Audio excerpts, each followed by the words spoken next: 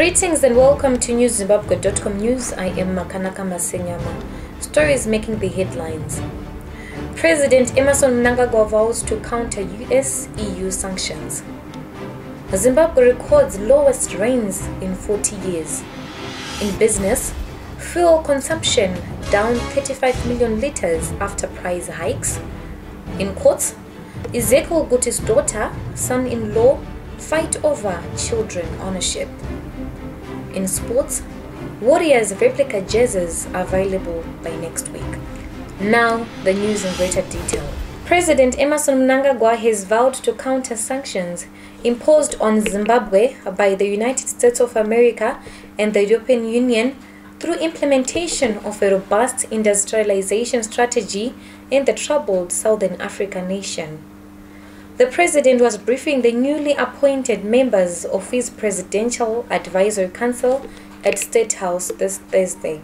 Our country continues to suffer from the deleterious effects of the illegal economic sanctions imposed on us by the United States of America and the European Union.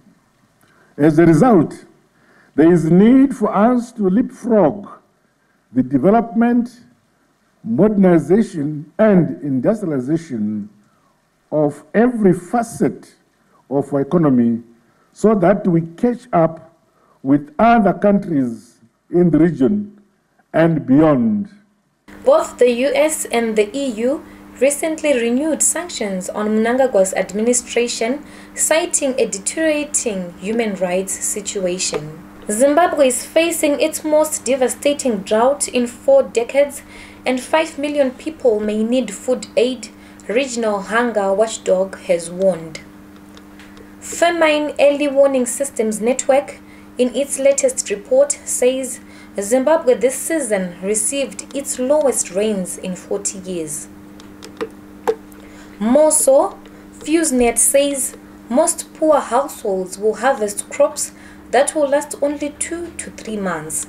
Zimbabwe has for almost 2 decades now been struggling with hunger, but last year government announced a surplus under a military-assisted program known as Command Agriculture. The country's agricultural sector was wrecked by government's haphazard land redistribution exercise at the turn of the century, resulting in widespread food shortages. In the courts, Zimbabwe Assemblies of God founder Ezekiel Guti's son-in-law Lindsay Mnangagwa has once again fallen foul of the law after he allegedly failed to return his 2 minor children to his estranged wife on time.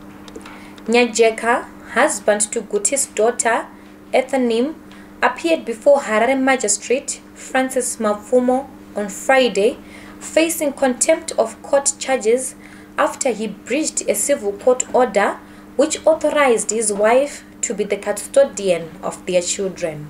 Mnangagwa was released on free bail.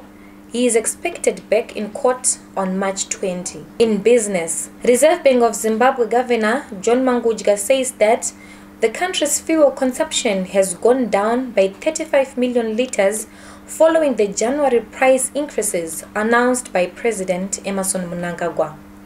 Briefing the Energy and Power Development Parliamentary Committee Thursday, Mnangagwa said that a significant reduction in fuel demand had been recorded after the price hikes. After the price increases of fuel in January, we noticed that the fuel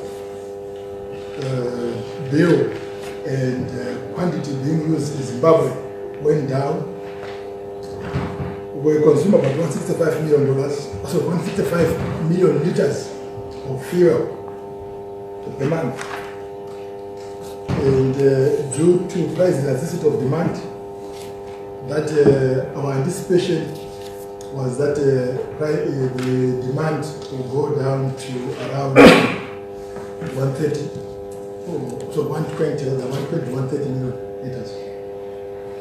Meanwhile, Energy and Power Development Minister Joram Gumbo told the same committee that government had just accepted his ministry's proposal to liberalize the petroleum sector and allow companies with capacity to import their own fuel. Gumbo attributed the reduction in fuel consumption to reduced demand due to high prices, plaguing of illegal fuel exports. We shall be taking a short break. We'll be back soon. Many people have been asking me how did I manage it, because they could see that everything was there, everything was just happening, things were being paid. So I've told people that it was through diaspora funeral cash plan. So I would advise everyone to join this diaspora funeral cash plan. Their policy is good because it took all the weight off my shoulders.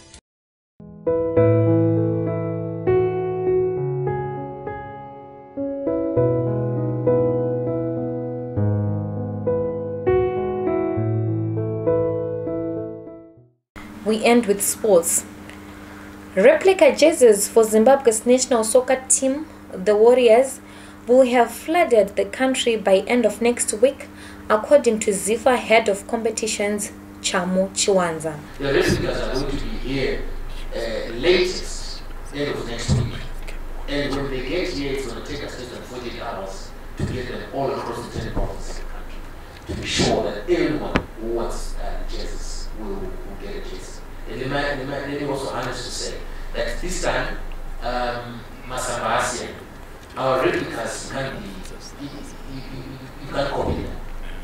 If the guys in the streets they think we will do our copy of that, we've put serious marks on our replicas to be sure that if we catch you or have to get a replica, we will get you arrested.